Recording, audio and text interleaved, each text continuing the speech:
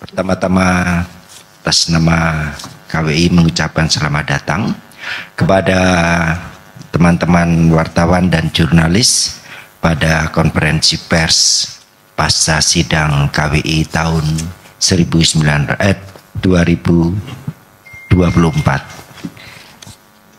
Tanpa berpanjang-panjang, saya sampaikan urutan acara kita pada sore hari ini. Sesudah pengantar singkat, nanti Bapak Uskup Monsinyur Anton akan menyampaikan butir-butir yang penting yang dihasilkan selama sidang maupun juga hasil refleksi yang dibuat pasca sidang yang pertama yang lalu. Saudara-saudari, KWI baru saja menyelesaikan sidang tahunan bagian kedua yang dimulai tanggal 7 November kemarin. Sidang bagian pertama dilaksanakan bertepatan dengan perayaan 100 tahun KWI, yaitu tanggal 13 sampai dengan 16 Mei yang lalu.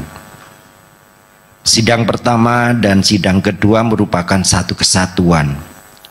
Butir-butir penting sidang akan disampaikan oleh Ketua KWI Yang Mulia Monsinyur Anton Subianto Benyamin OSC, dan sesudah penyampaian butir-butir itu nanti akan ada ruang tanya jawab sekilas singkat ya. Dan sesudah itu kita akan menutup konferensi pers ini. Maka tanpa berpanjang lebar, saya persilahkan kepada Monsinyur Anton untuk menyampaikan butir-butir sidang. Terima kasih Romo Edi dari dokumentasi dan penerangan Konferensi Wali Gereja Indonesia bersama dengan Bapak Uskup Sekretaris Jenderal Monsinyur Paskalis Bruno Syukur OFM. Saya menyampaikan beberapa hal. Yang pertama, bahwa pada tahun 2024 ini tahun khusus bagi Konferensi Wali Gereja Indonesia karena berusia 100 tahun. Dan baru pertama kali ini kita mengadakan sidang 2 kali pada bulan Mei dan bulan November ini. Pada bulan Mei difokuskan pada refleksi dan studi, termasuk memanggil tokoh-tokoh agama yang berbicara tentang apa kesan pesan terhadap Konferensi Wali Gereja Indonesia. Kedua sidang itu bertema yang sama, yaitu berjalan bersama membangun gereja dan bangsa. Yang kedua, dalam perayaan tahun ini juga ada kesempatan kita mendengar untuk merefleksikan secara bersama-sama 100 tahun KWI, baik di tingkat nasional maupun di tingkat lokal, yaitu di keuskupan-keuskupan yang pada waktu itu ada 37 keuskupan. Mereka mengadakan hari studi yang luar biasa. Ini hari studi yang secara hybrid, jadi offline dan online, bisa disaksikan oleh semua orang. Dan luar biasa, tema-temanya juga sangat relevan dengan situasi saat itu ketika diadakan Zoom, ketika ada pemilu, ketika ada gejolak-gejolak di daerah-daerah. Lalu yang ketiga, selama 100 tahun ini Gereja Katolik terus berupaya untuk menjadi persekutuan umat Allah yang peka dan peduli pada situasi yang terjadi di sekitar kita, di mana kita masih mengalami ada beberapa hal kekurangan-kekurangan teristimewa yang menjadi deklarasi bersama yang ditandatangani oleh Sri Paus Fransiskus Bapak Suci dengan Imam Besar Istiqlal Profesor Dr. Kiai Haji Nasaruddin Umar.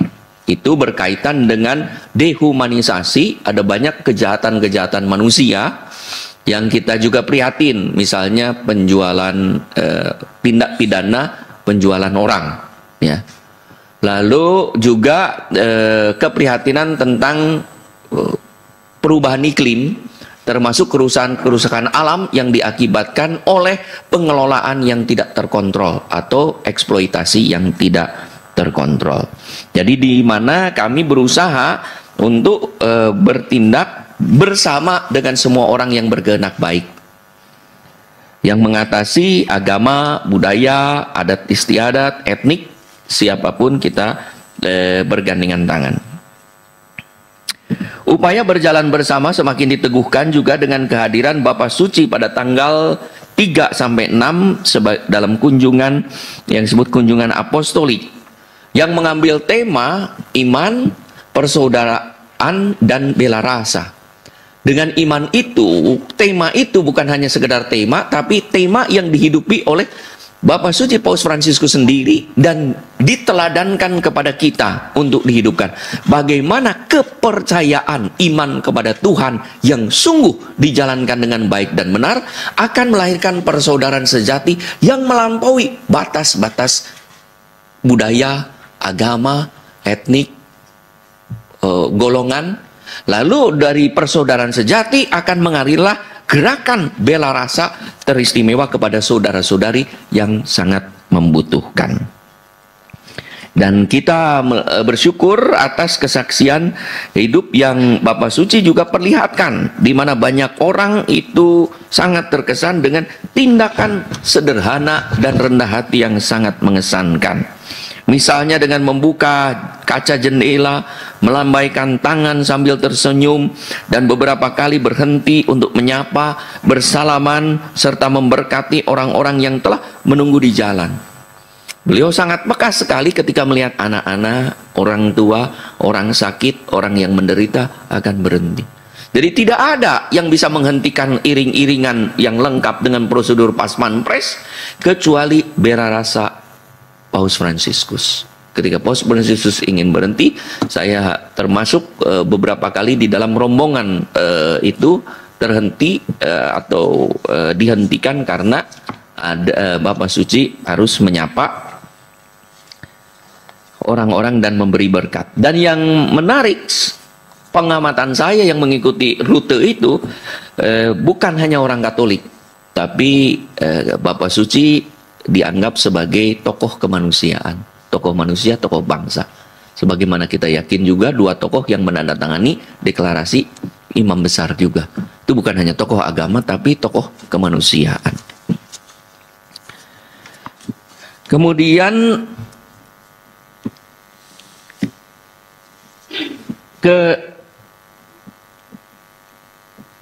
apa yang diungkapkan juga, misalnya kehadiran Bapak Paus juga itu dikaitkan dengan kehendaknya, di mana deklarasi bersama Istihal yang tadi saya katakan berjudul meneguhkan kerukunan umat beragama, umat kemanusiaan, itu sebetulnya menegaskan kembali pesan dokumen Abu Dhabi pada 4 Februari 2019 yang kemudian melahirkan Hari Kemanusiaan seluruh dunia ya, pada bulan Desember ya. Benar 8 Desember atau berapa itu. Nah, dengan deklarasi itu Paus mengingatkan kita bersama dengan imam besar, mengingatkan kita semua untuk menabur benih harapan dan membangun perdamaian. Dalam gerak bersama, semua agama diharapkan semakin menghidupi nilai-nilai agamanya untuk mengalahkan budaya kekerasan dan meningkatkan sikap hormat pada martabat manusia, solidaritas dan rekonsiliasi. Termasuk para pemimpin agama bekerja sama menanggapi berbagai krisis yang ada dengan mengidentifikasi penyebab dan mengambil langkah-langkah konkret bagaimana mengatasinya. Yang keenam, sidang kedua pada tahun ini merumuskan pesan Natal bersama dengan PGI dan KWI yang mengambil tema marilah pergi, kita pergi ke Bethlehem. Diambil dari Lukas 5 dan 15. Suatu ide, mari kita bersama-sama menuju sumber terang, yaitu Tuhan Yesus Sang Juru Selamat.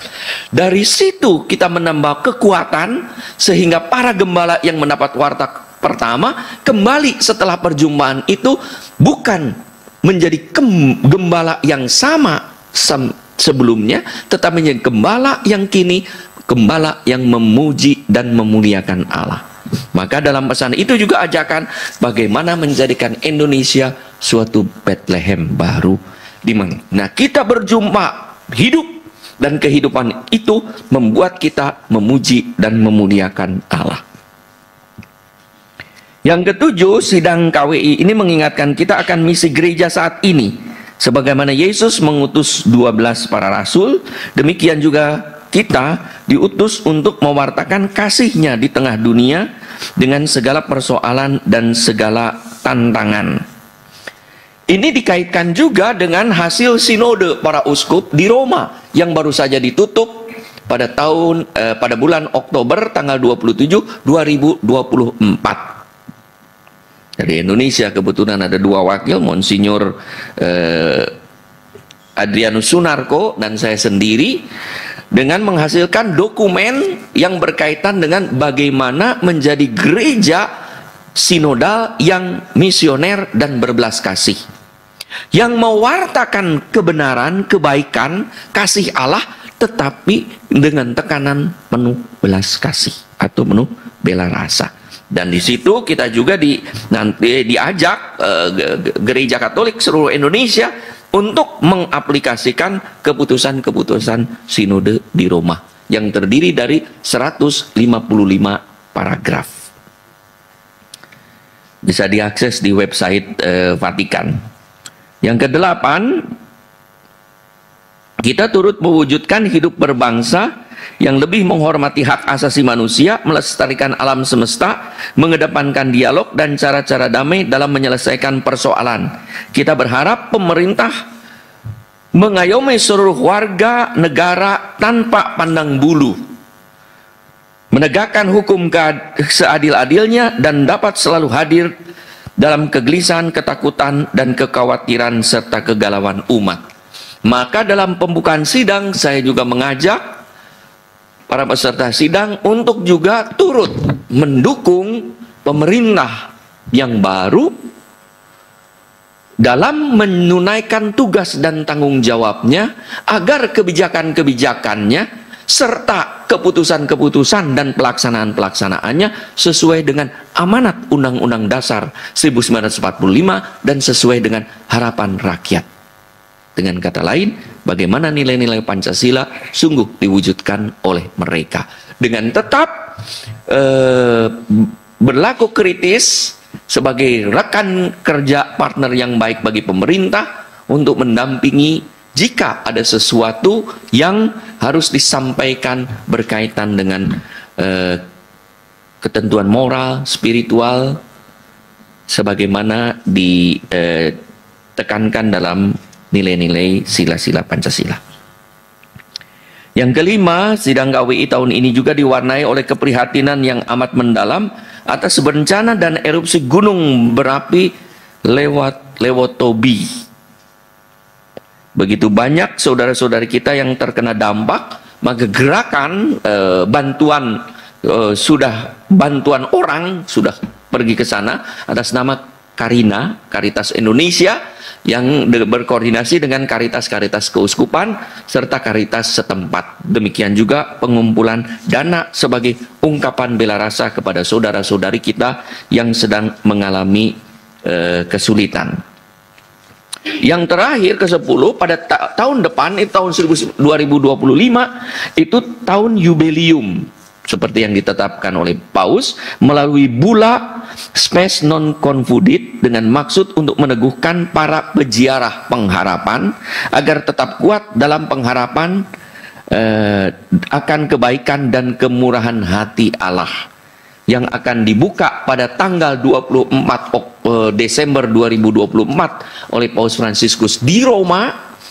Gereja-gereja di Keuskupan Bandung diharapkan juga membuka pintu-pintu suci ini pada tanggal 29 Desember 2024 dan seterusnya, yang dimulainya 29 di Indonesia. Dan pintu-pintu suci yang di Roma itu akan ditutup, basilikanya itu ditutup pada tanggal 28 Desember 2025, 3 basilika, sedangkan basilika Santo Petrus akan ditutup pada tanggal 6 Januari 2026. ya, sebagai tahun jubileum, tahun suci. Ada banyak juga. Nah, di Indonesia sendiri pada tahun itu akan diadakan Sidang Agung Gereja Katolik Indonesia yang merupakan bagian dari Sinode Nasional Gereja Katolik. Panitia akan segera dibentuk, lalu akan disosialisasikan bagaimana bentuk dan isinya. Terima kasih kepada semua orang yang telah terlibat dalam kerjasama dengan pelayanan dan kehadiran konferensi wali gereja dan gereja Katolik di Indonesia dimanapun. Baik itu pemerintah, berbagai tokoh agama, lintas agama, budaya, masyarakat dan pribadi-pribadi, organisasi-organisasi, panitia-panitia yang terlibat di dalam pelayanan konferensi wali gereja Indonesia. Itu saja dulu catatan. Baik, terima kasih Monsinyur Anton. Mungkin ada 1-2 tambahan penegasan dari Monsinyur Paskalis. Silakan Monsinyur. Baik, selamat siang semuanya. Sebetulnya penegasan yang mau saya tekankan ialah melalui refleksi 100 tahun KWI, ini sebenarnya para uskup mau menegaskan tentang peran gereja Katolik dalam konstelasi masyarakat bangsa Indonesia, signifikasi gereja dan relevansi dari kehadiran gereja sebagai suatu agama Katolik yang mengemban misi gereja tapi juga misi cinta akan tanah air Indonesia. Dan dalam refleksi-refleksi memang diangkat tentang apa yang dilakukan oleh gereja terhadap bangsa dan negara ini. Maka disinggung tentang relasi-relasi bersama dengan umat beragama lain, tokoh-tokoh agama lain yang memperlihatkan bahwa misi gereja Katolik itu tidak bertentangan dengan apa yang menjadi cita-cita bangsa ini. Kita mau supaya gereja dalam hal ini memberikan suatu kontribusi bagi pembangunan bangsa dan negara ini. Maka temanya ialah berjalan bersama membangun gereja dan bangsa Indonesia. Jadi diyakini bahwa kehadiran gereja Katolik yang khususnya dari segi institusi sudah 100 tahun ini direfleksikan peran, artinya dan apa relevansinya bagi bangsa Indonesia ini, sehingga kita berjalan bersama. Dan kami mengundang semua umat juga supaya kita yakin bahwa hidup beriman kita itu punya relevansinya, punya artinya untuk membangun bangsa dan negara ini. Mari kita terus-menerus menyumbangkan hal yang positif dari menghidupi iman kita bagi kepentingan bangsa dan negara kita. Itu saja tambahan saya. Baik, terima kasih Monsinyur Paskalis. Masih ada? Sebenarnya sudah. Baik, demikian teman-teman yang disampaikan oleh Monsinyur Anton dan Monsinyur Paskalis. Sekarang bila ada pertanyaan-pertanyaan yang mau diajukan, boleh diajukan dengan cara mengangkat tangan, menyebutkan nama dan dari mana. Silakan. 1, 2, 3. Oke, 3 penanya pertama. Silakan mulai dari depan. Terima kasih Romo, Bapak Uskup. Ada 2 pertanyaan saya. Apa follow up dari deklarasi Istiqlal yang akan dilakukan oleh Konferensi Wali Gereja Indonesia? Lalu yang kedua terkait dengan penegasan dari Bapak Sekjen tadi, cinta tanah air kepada bangsa dan negara. Dalam beberapa waktu ke depan akan ada pilkada. Apa sikap politik KWI atau apa himbauan KWI terhadap orang-orang Katolik yang ada di berbagai provinsi, kabupaten, dan kota? Itu saja Bapak Uskup. Terima kasih. Selanjutnya silakan.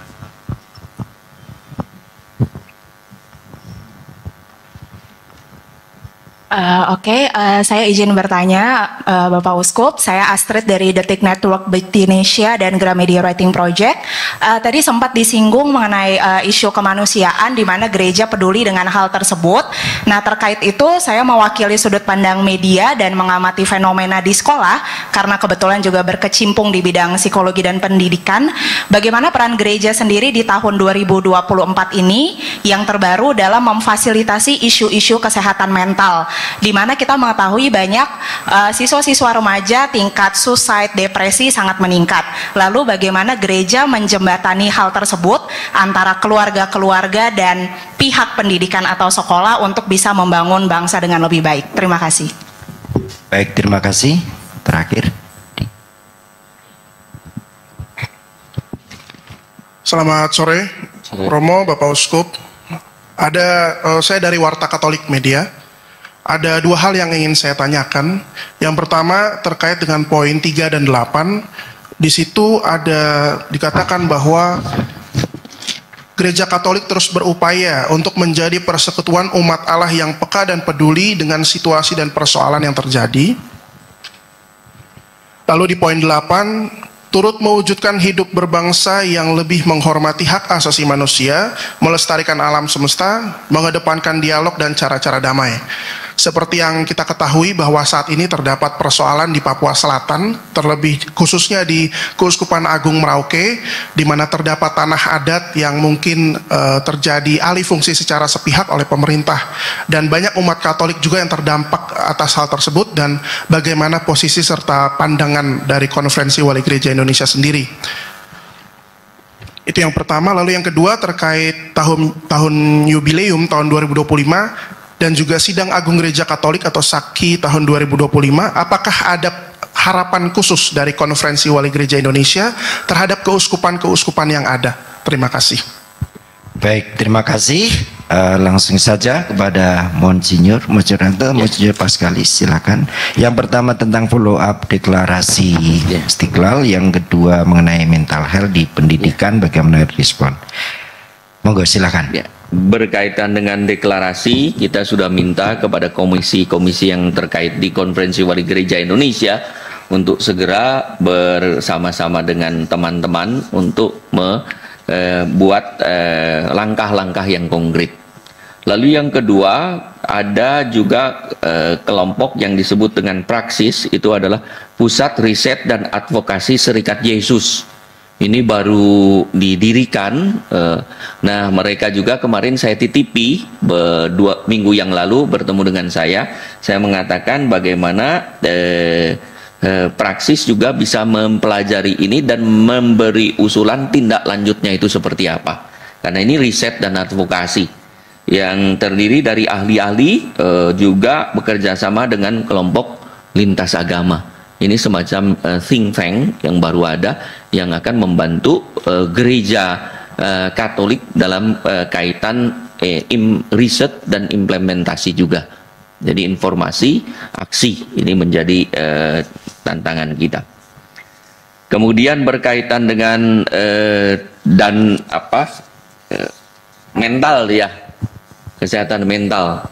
Itu kesehatan mental tuh ada di mana-mana sekarang. Memang di sekolah juga utama ya.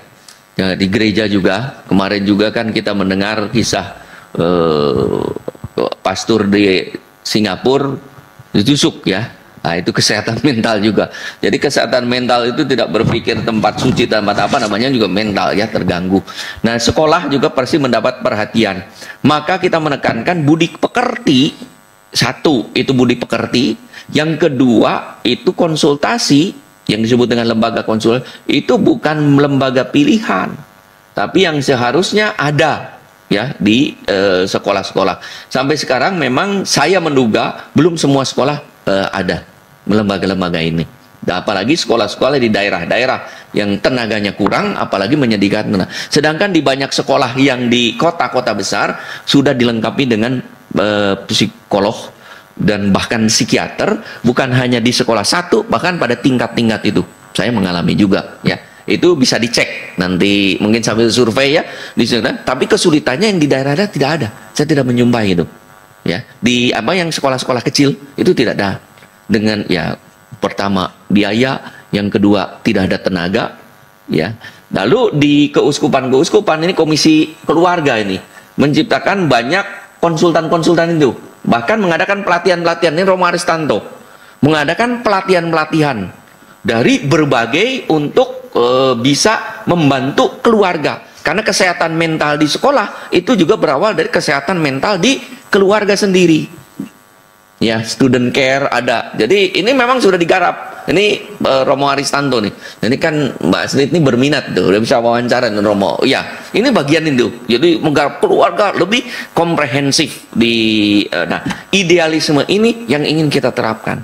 Tapi kadang-kadang berhadapan dengan sekolah yayasan itu juga tidak semudah idealisme yang ingin kita jalankan. Gitu ya.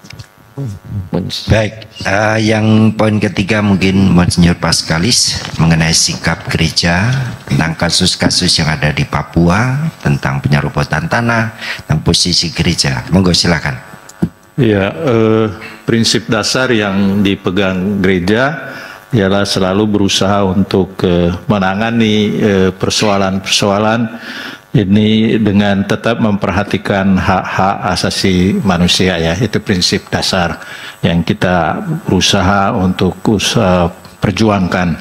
Dan juga pelestarian alam semesta itu juga menjadi concern kita. Tentu saja dalam menghadapi persoalan-persoalan konkret seperti yang tadi diungkapkan, ya, tentang soal di Papua Selatan itu, ya, menurut saya dalam hal ini ya gereja berusaha untuk berdialog, ya, membuka jalur komunikasi untuk melihat sebenarnya duduk persoalannya di mana. Sejauh yang saya tahu memang ini kan semacam apa ya, program pemerintah yang memang dilaksanakan secara masif, jutaan hektar untuk dibangun sawah gitu, ya. Ini ada kaitannya di sana. Dan tentu saja dalam hal ini sikap gereja selalu berusaha agar program yang dilaksanakan itu juga memperhatikan apa yang menjadi kepentingan masyarakat dalam hal ini. Jadi menurut saya disposisi kita ialah membangun jalur komunikasi baik dengan masyarakat adat itu maupun juga dengan kebijakan pemerintah dalam hal ini. Itu menyangkut disposisi kita di sana. Sedangkan menyangkut sikap politik, ya, dalam konteks pilkada tahun ini, ya, saya mengharapkan bahwa kita umat Katolik terlibat secara aktif dalam setiap kesempatan untuk untuk ikut terlibat dalam penentuan kebijakan publik. Nah, dalam hal ini memang kita berusaha untuk memberikan katakanlah dukungan bagi mereka-mereka yang kita tahu track recordnya dalam konteks bahwa mereka inilah calon pemimpin daerah yang mempunyai orientasi kepemerintahannya nanti yang memperhatikan kepentingan masyarakat umumnya. Jadi diharapkan bahwa kita memang terlibat aktif untuk ikut memilih orang-orangnya. Tapi pilihan kita mesti berorientasi pada tokoh-tokoh yang memang siap untuk melaksanakan amanat Undang-Undang Dasar 45 dan nilai-nilai Pancasila, terutama untuk kepentingan masyarakat umumnya. Ini, jadi saya kira akhirnya toh pilihan kita itu tergantung pada kita semua masing-masing. Hanya dari pihak gereja, pandangan umum kita ialah pilihlah orang-orang yang benar-benar dari track recordnya itu sudah memperlihatkan bahwa dia memang mau menduduki jabatan itu, tetapi mau demi kepentingan masyarakat umumnya. Itu menyangkut titik pandangan kita, ya. Sedangkan untuk Saki dan juga untuk tahun jubileum, ya, Memang ini kesempatan untuk gereja dalam konteks kita berjalan bersama. Sebenarnya Saki itu suatu gerakan supaya kita merefleksikan bersama apa yang menjadi misi kita tahun ini, tetapi sekaligus juga mewujudkannya dalam program-program konkret. Karena Saki itu mengundang wakil-wakil dari seluruh keuskupan di Indonesia, jadi diharapkan bahwa refleksi yang akan dibicarakan dalam sidang agung gereja Katolik itu yang pasti tidak lari jauh dari apa arti hidup menggereja kita bagi bangsa ini, itu menyebar cepat ke seluruh wilayah Indonesia sehingga menjadi suatu gerakan bersama oleh umat Katolik yang juga dalam konteks tertentu tidak bertentangan dengan apa yang diharapkan dicapai oleh pemerintah dalam hal ini. Terima kasih. Baik, terima kasih Monsinyur Paskalis. Masih ada pertanyaan satu? Oke, satu lagi pertanyaan. Silakan. Selamat sore Romo dan Monsinyur Anton, Monsinyur Sekjen KBI yang kami hormati. Saya Cahyo dari nationalpost.com. Dari tema yang diadakan sidang KWI ini, kami belum melihat adanya sikap dari KWI mengenai perkembangan penegakan hukum di Republik ini, terutama masalah korupsi, mafia peradilan yang selama ini menjadi yang banyak disikapi oleh masyarakat, dan ini menjadi keresahan di tengah kehidupan masyarakat, terutama para pencari keadilan. Itu yang pertama. Yang kedua, bagaimana pandangan gereja dalam hal ini KWI mengenai Undang-Undang Perlindungan Hukum, RU Undang-Undang Perlindungan Hukum yang mulai diwacanakan oleh kemarin oleh Bapak Gibran sebagai Wapres, karena adanya fenomena terjadinya kriminalisasi guru yang ini juga meresahkan dunia pendidikan. Bagaimana guru tidak merasa nyaman menegur siswanya yang bertindak di luar etika dan segala macam, kayak mereka ketakutan membiarkan siswa itu bertindak sewenang-wenang. Saya pikir itu. Terima kasih. Baik, terima kasih. Langsung saja Monsinyur Anton tentang perkembangan sikap gereja melihat perkembangan penegakan hukum.